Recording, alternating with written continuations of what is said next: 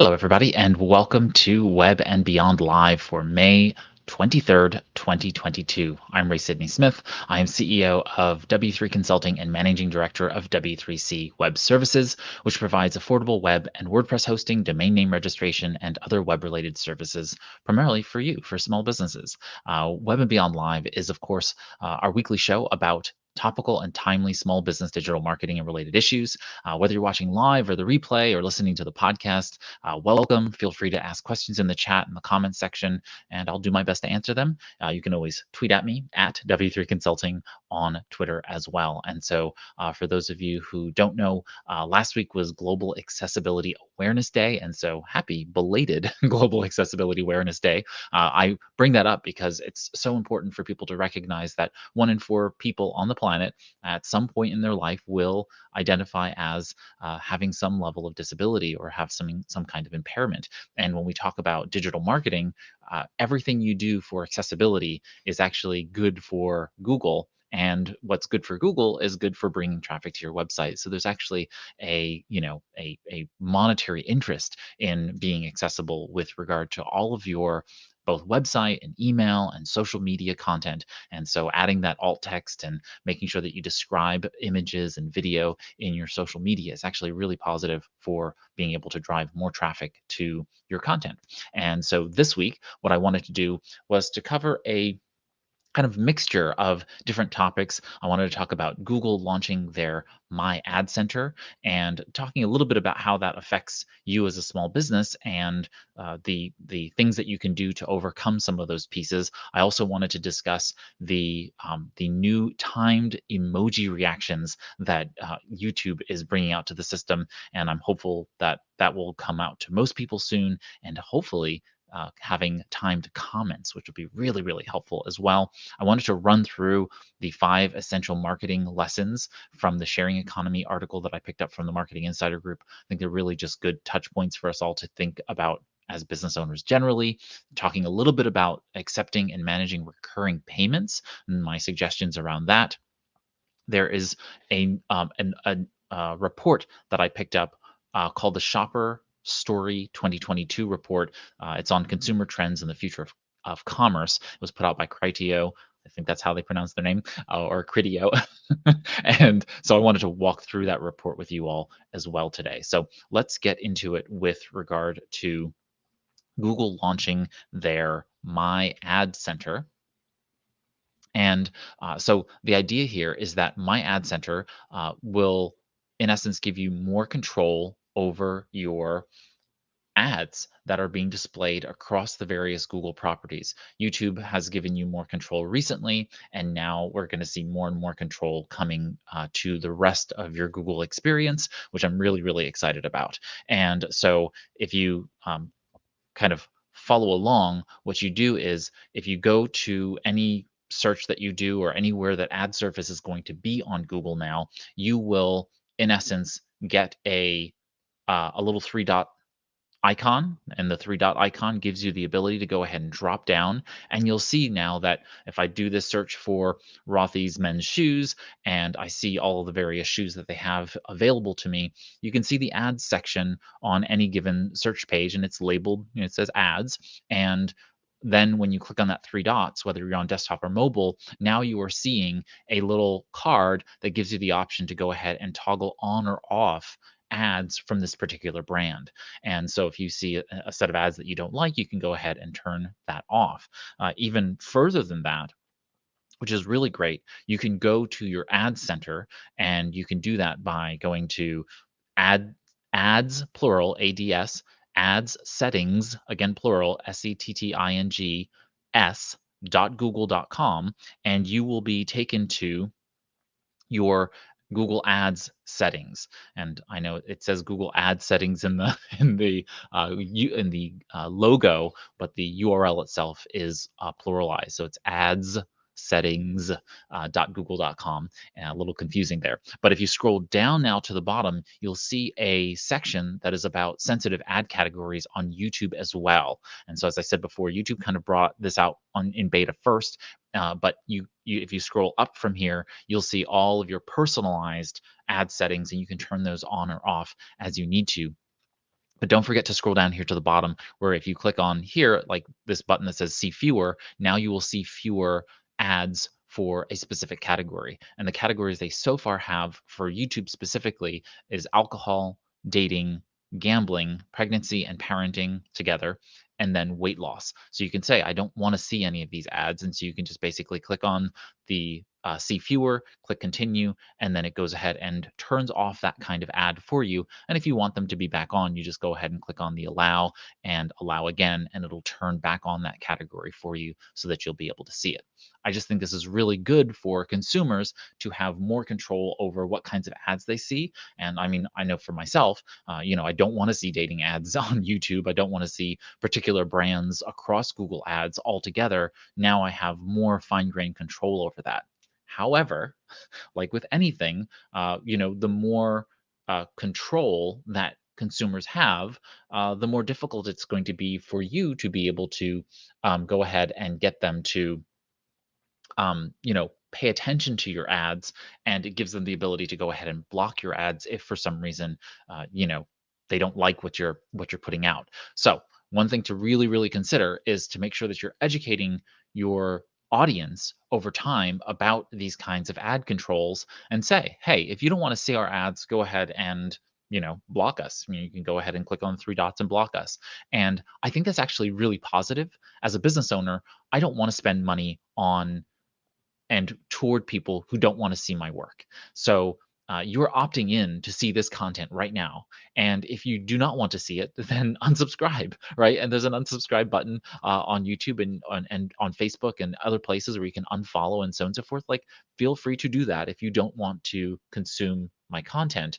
And I think that's the kind of message that actually gives people more and greater trust in the person that they're following and watching along. So I really think that you should be educating people about this. This is a time and place in society where we have greater distrust of people, and we have to rebuild loyalty across the board. I think there's a lot of reaching across the aisle in terms of politics. There's lots of reaching across the chasm because of the pandemic, and so we are coming back into that kind of relationship building and reestablishing trust and those kinds of things. And I think this could be a really good opportunity for people who are doing ads and want to be able to express to their consumers that, hey, we care about giving you the right things. And so if we're not, feel free to unsubscribe from our ads in essence, so that you can, go on and find other things that you need. And that way you can actually be running ads for people who really care. Okay, next up is I'm just really excited about this, which is the YouTube has put in timed emoji reactions. Now, what that means is that if you are watching a YouTube video, some people, not you may not yet, but some people are starting to see the ability for you to click on an emoji in the bottom right hand corner of your screen. You'll have this little emoji pop up button, and you'll be able to place an emoji at a specific time in a video. Which means that if at some point in my video, you're like, I'm confused, or this is a really good point, or those kinds of things, you can place emoji in that timeline to let the video creator know that you are excited or confused or otherwise. In a live video, you can see that in, say, YouTube and other places where you'll be able to actually click on an emoji and place that into the comments, and on mobile you can kind of do those things. So there's some options there for you on mobile in a live, but in asynchronous, in like a pre-recorded video, that you don't have that option, or once this live video ends you don't have that option. So I really like the idea of having timed emoji reactions come to YouTube in this sense. This is so far only on mobile. I'm hoping that this comes to desktop, but more important than that, I really, really want to see YouTube bring timed comments, so that at a specific moment when you are confused about something, many times people write really vague responses in the comments, like, that was great. And or what are you talking about? Those are not very helpful when you don't really know what the person is talking about in that moment. But if the comment is time signatured to a point in the video, then it becomes really, really more helpful for me to help those people who have questions about things as they come through. And I think that will help so many more businesses as we make our way through. So very excited to see this kind of evolution of both timed emoji reactions and hopefully timed comments come to the YouTube ecosystem. All right, next up is, as I said earlier, Marketing Insider Group put out this article called The 5 Essential Marketing Lessons from the Sharing Economy. And they run through them. And I think they're really, really good for us to kind of, at least digest in some level. And so the first one is bring people together through co creation. And what they really mean is to build communities. And the reality is that if you have a community, you have a group of people who are willing to work together and that those people who are working together tend to have a greater and stronger bond with you, the business owner, and or the business itself, and that means that you're going to have a greater chance of having repeat customers and new customers coming in through their advocacy. And that's where they talk about number 2, empower your customer and inspire loyalty. You want brand advocates. You want people who are going to be bringing more people to you over time. Next, they talk about sharing is a social exchange. This really builds upon my conversation with you earlier about the idea of trust and building trust with buyers. It's a really an important time to be able to reestablish trust and get people to be working with each other again.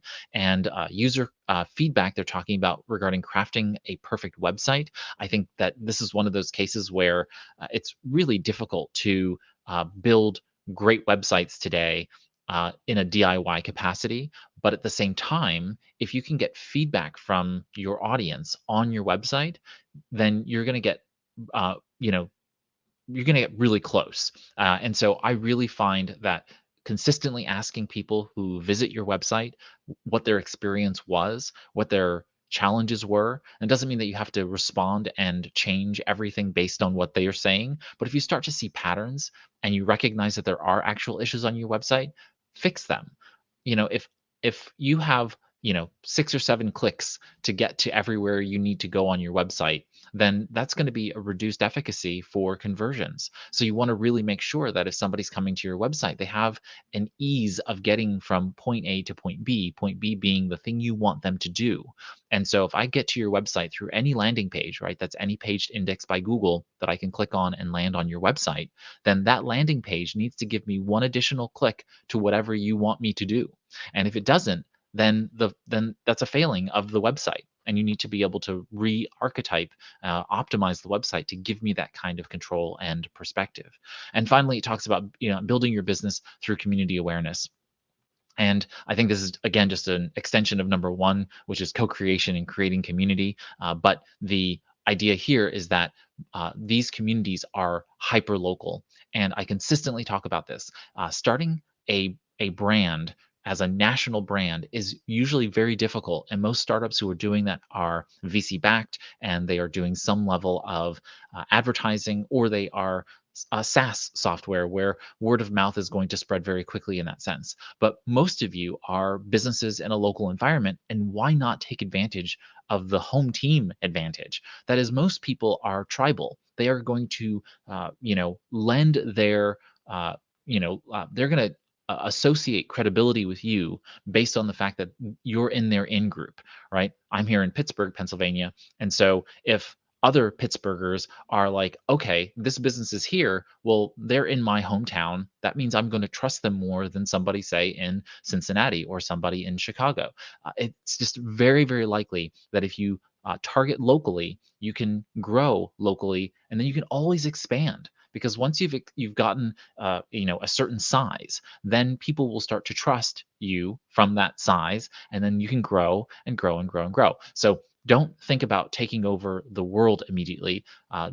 Just like how you eat an elephant, bite by bite. Take over small locations, challenge yourself to do well in that space, and then take over the neighbor, and then take over the neighbor, and take over the neighbor. Not to sound militaristic, but you get my point. You're much better off targeting locally and building the community locally, and then over time growing it in different regions as you make your way along. So I thought this article was really good because as I'm starting to work on my next book after Podcasting for Small Business comes out this fall, I'm thinking about writing about this concept of community and small business, and how small businesses really need to accept and embrace the concept of community in their own businesses. And so this really did pique my attention in that regard.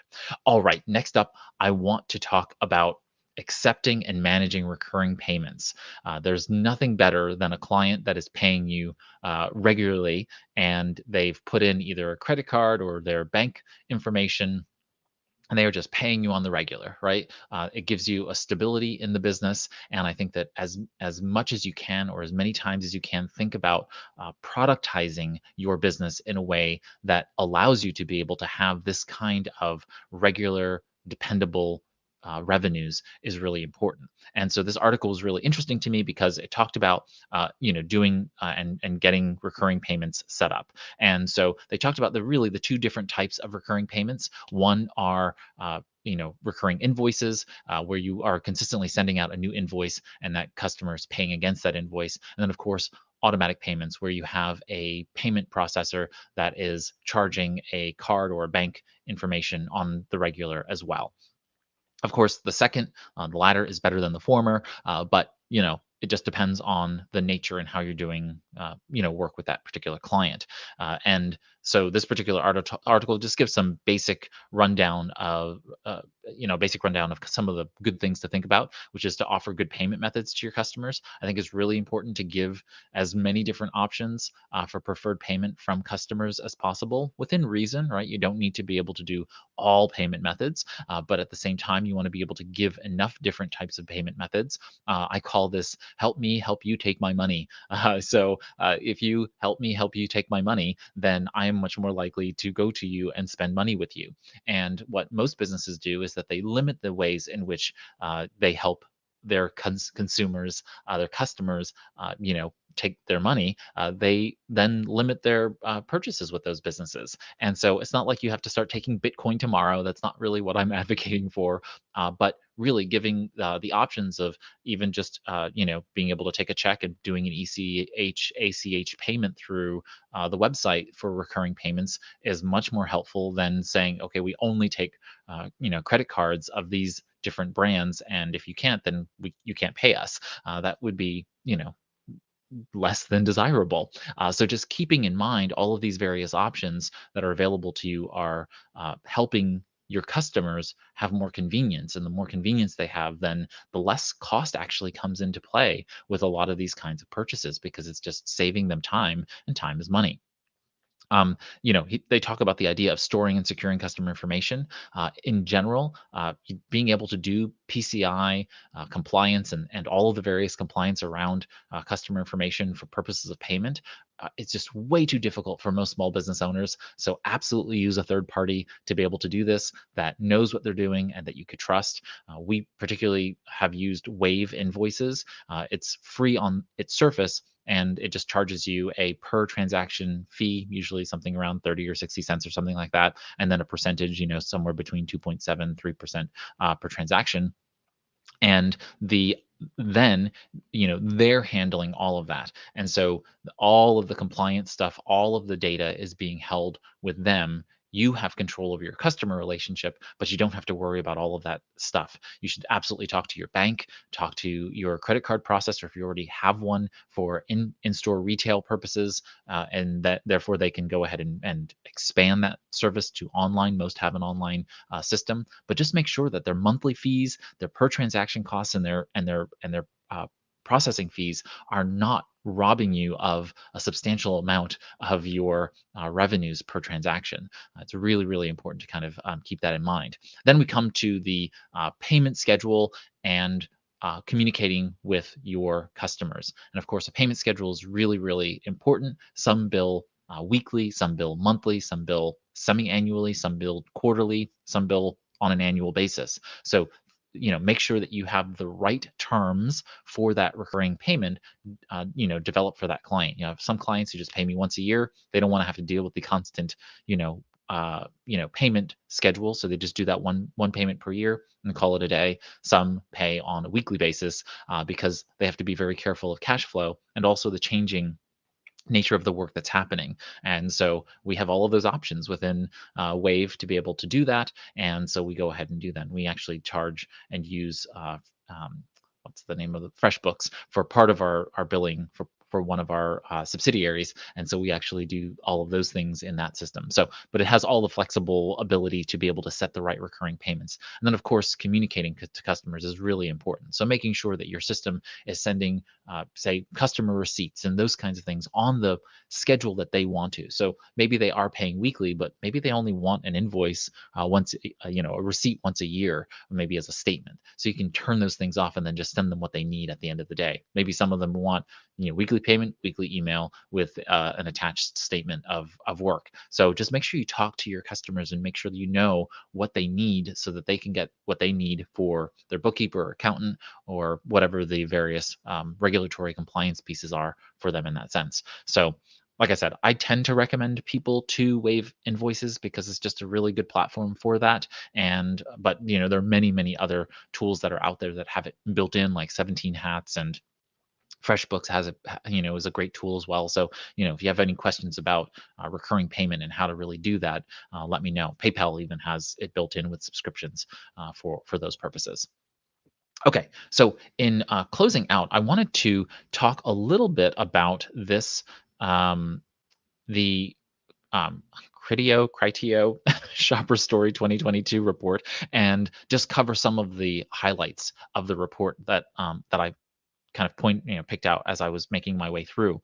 But in essence, they have 5 sections to this report. I'm really only going to touch on 2 of them, and the nature of the report was really to see what consumer behavior, how it's changing over time. And so, first and foremost, there is this very interesting perspective here, which is that in-person shopping hasn't gone away, notwithstanding the pandemic. And it talks about the reasons for people being likely to shop in a store for a retail or a brand, and the reasons being immediate need for a product, right? If you need something right now, you're gonna want to walk down to the store, drive over to that store and pick it up. Convenient location. So convenience is a huge factor always in marketing, right? In promotions. Better ways to try the product. I have this constant problem, right? Different shoe sizes, different fits, and wanting to make sure that the shoe fits correctly. So, buying online sometimes feels more difficult because you have to buy a shoe, you get the pair of shoes, delivered, then they don't quite fit right, so then you have to ship it back. And it's a bit of a back and forth mess, and on some brands that's the only way to buy from them, but some brands that have them in the stores, I'm much more likely to go in the store because I can try the product out and know that it fits when I make that purchase. The availability of in-store offers, so driving customers to your store through in-store offers. There used to be an ice cream shop that was near my office, and they used to tweet out the daily special flavors. And so there was not no actual promotional offer, but for the fact that of the regular flavors that they had, they also had a special flavor that was only available for that day. And so when that special flavor came up, many times I would look and I say, oh, key lime pie. I like key lime pie, and I'd go make a trip during lunch hour to go pick up the key lime pie item just because they made that in-store offer, which didn't actually offer me any kind of discount or anything other than that, other than the specialty of the flavor. So remember that you don't have to give away stuff in order for you to drive in-store traffic. Just the availability of something that is specialized in the store is going to be important.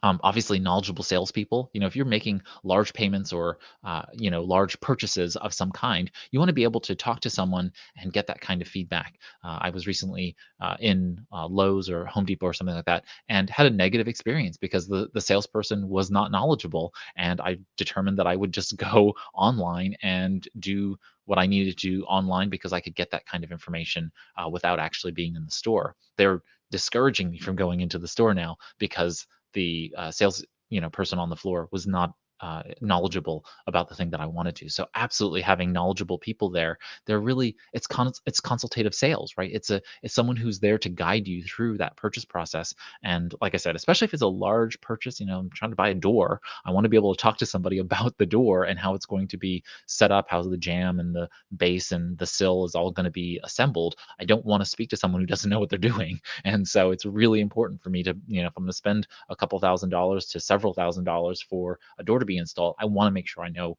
that that person knows what they're talking about before I make the purchase.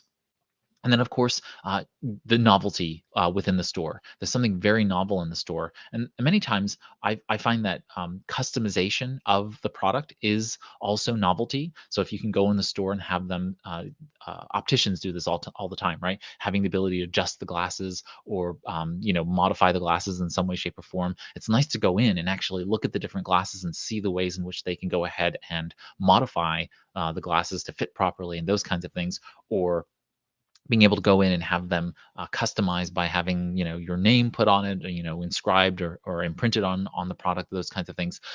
Unique merchandise is always going to drive more people into the store, and but it's less so than all of the other real mainstay things, right? Which is immediacy of getting the product and so on and so forth. So I just wanted to bring that to people's attention because I think a lot of people think, oh well, I have to do something so radically different with regard to my retail store to bring traffic in. But these are the main reasons why people actually come to stores today, and we should keep that in mind. There was another stat in here about showrooming, but I'll get to that in a moment. I did want to talk a little bit about this, which is that uh, there's a group of buyers on one side and the other that choose to do hybrid purchases. And what that means is there are robo buyers, and they call them ROPO here, research online, purchase offline, but I've always called them robo, which is research online, buy offline. So robo buyers are those people who, they go to Google, they do a little bit of research or a lot of research, and then they ultimately go into the store to make the purchase. Then they have this secondary category of folks, which are BOPIS, or BOPIS, buy online and purchase in store. These are folks who go and do the researching online, most likely. They buy online and then they go pick up in the store.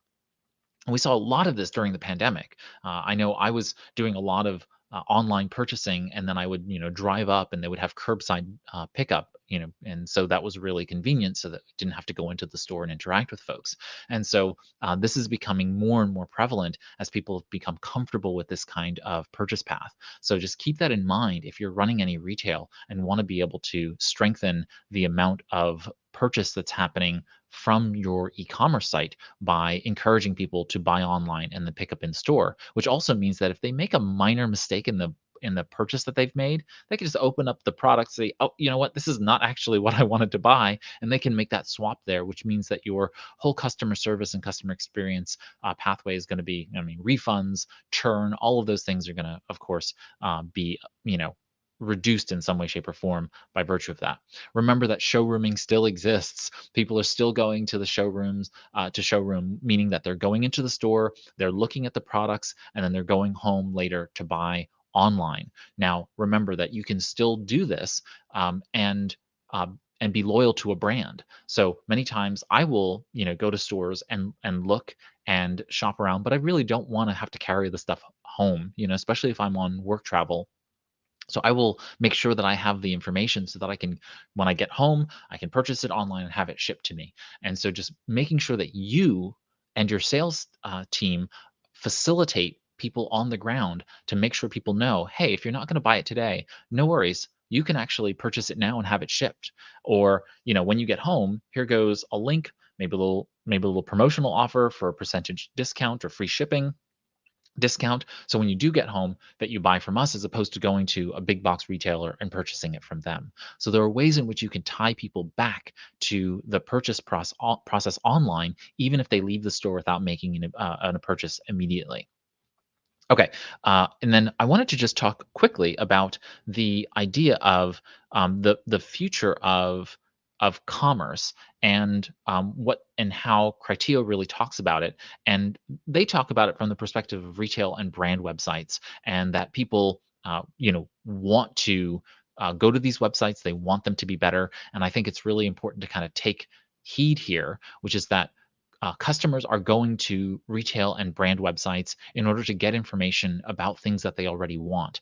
And if people are on your website, they have gone a far distance to get there, right? Because it's very easy to do a Google search and show up on major big box retailers' websites. But to end up on your retail site means that you've done some really hard work, and or there's been serendipity and now they're there, and now we want to keep them there, not direct them away. One is all of your social icons, Facebook and Instagram and so on and so forth. Make sure that those links take people to a new tab and don't overtake the existing page. I see this all the time. You do all of this hard work to build a website, to get people to your site, and then you immediately direct them away from it to Facebook or Instagram or otherwise. And why? So that they can follow you there, but not actually make a purchase on the website that you spent so much time and energy to build. So really important that you keep people on your site. Yes, if they go to Facebook, if they go to Instagram, if they go to Twitter, they go to Pinterest, that's fine. But put them out in another tab. So when they get done with whatever they were doing there, liking or following your content, now they're back at your website and they can continue the purchase process, or the at least the browsing process toward it. uh, know that when customers know the exact item that they want to buy, uh, do they typically start their search? When it says when searching online to make a purchase, where do you typically start your search? And what they noted here was that when consumers know exactly the item that they want to buy, they just basically start with a search. And that's just the majority of them. And then, of course, when consumers know the type of item they want to buy, they browse the retail brand's website. So they go directly to the brand that they know, which is important for you to kind of keep in mind, because that's a word of mouth and more traditional media and social media combination to make sure people know that you stay top of mind when they have that thought. Like, oh, you know what? I want this type of item. Where should I go to look for it? And if your local retail store has that, then you want to make sure that you reinforce that brand by continually putting that out in front of them. They will go to marketplace stores like Amazon and other places, and then they will search Google and Bing in just about similar amounts. So keep in mind that there's a mixture between people searching for products for product type, but also if you know where you're going to find things, you're going to go directly to that retail or brand website, or you're going to go to the marketplace type stores that are going to be able to give you aggregated spaces. There's lots of these discount marketplace sites like Woot and other places, also owned by Amazon, I think. And so, you're going to these marketplace places to find products. And so you need to make sure that you not only have surface on these if it's important enough to your company, but also that you're paying attention to how this all works in terms of your website working for you. Your website needs to be a strong vehicle for being able to both give people the opportunity to research and buy on your site, but then also direct them to come into your store when it makes sense, if you do retail traffic in the store itself. This report is pretty lengthy and has some really good content within it. So I highly recommend that when the links are available to you, for you to check it out and kind of review the various content that's on here. But otherwise, I think that pretty much covers what I wanted to talk about within the report. As I said, there's a lot more in the report that you can go ahead and check out. So I wanted to note then, as we come to a close, that we have a few announcements. Our next couple of events are now finally on the calendar. So on the first Tuesdays of the month, we host a small business virtual roundtable, and so that one is now on the calendar. And if you go to our um, let's see, what link do I send everybody to? I send you all to w3cinc.com/events. So if you go to W, the number 3, C as in Charlie, INC as in Charlie, so inc.com/events, you'll be taken to the page where you can go ahead and register for these. If you are a member of the Web and Beyond community, if you go to www.webandbeyond.community, you can just join that and then you can RSVP in there as well. But either way, we have 2 events, as I said, upcoming. The first one is our small business virtual roundtable, what we call Web and Beyond roundtables. And so the first one will be, let's see here, I need to find it now, June 7th.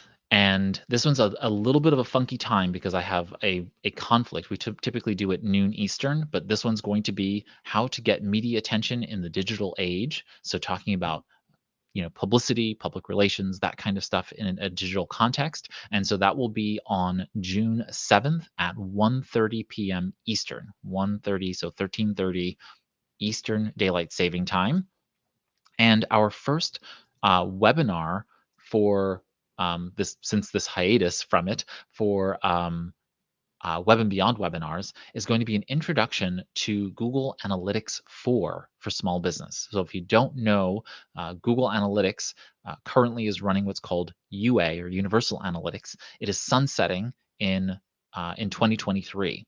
And so we have some time, but it's best to start getting familiar with Google Analytics 4. And so I'm going to walk everybody through Google Analytics 4. And actually, the subsequent webinar after the GA4 webinar will be on how to transition. If you're currently using UA, Universal Analytics, how to transition to GA4, which is the new version of analytics. So those are going to be the two webinars. Again, if you go to w3cinc.com/events, you'll find the Eventbrite links to go ahead and register there, or you can go over to Web and Beyond Community at www.webandbeyond.community and going ahead and signing up to join and register there.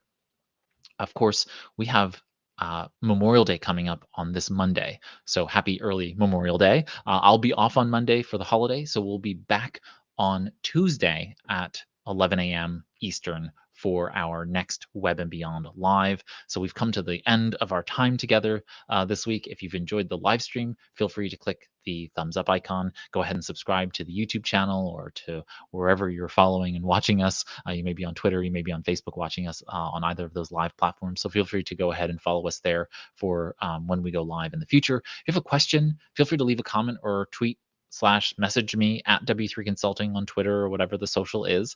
Join us usually most Mondays, except this coming Monday, which will be Tuesday at 11 a.m. Eastern. And we'll note if we have to change times or if we're delayed because of internet gremlins or anything like that. But thank you so much for spending this Web and Beyond Live with me. I'm Ray Sidney Smith on behalf of W3 Consulting and W3C Web Services. Have a great week ahead, marketing your small business on the Web and Beyond.